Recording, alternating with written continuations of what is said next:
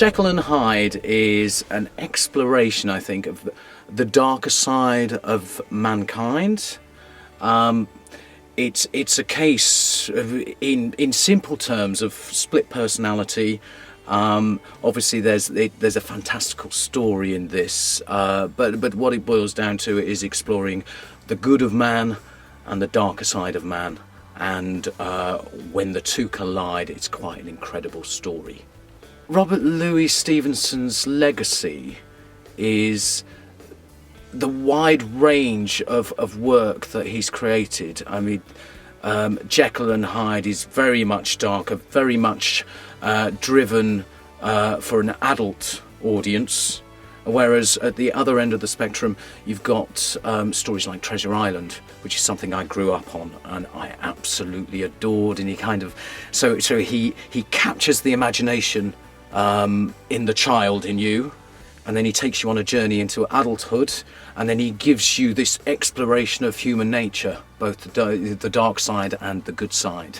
And I think the other thing about Jekyll and Hyde is it possibly addresses quite modern complex issues that we encounter both in the media and elsewhere, that probably weren't necessarily tackled at the time he wrote this, so it was probably quite a daring piece.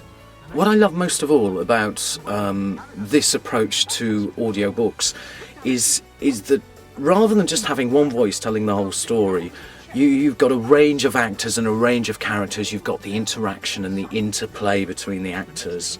You've got this sense of the adventure lifting off the page. It makes it very exciting, very real, and it just helps your imagination build those pictures.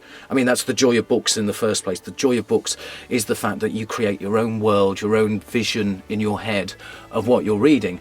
But this takes it to the next level. You're given the voices, you're given the sounds, you're given the characters. You're still creating those pictures, and that's the wonder of it. But it just gives you an opportunity to read without reading. That's probably the best way of putting it. I know that sounds crazy, and I don't mean that in a lazy fashion, but it does mean that very often you can kill two birds with one stone. I mean, if you have to multitask, and in this day and age it's crazy, isn't it? A crazy world. So multitasking, you can read, you can do something else at the same. It's brilliant. Opens up a whole new world for you.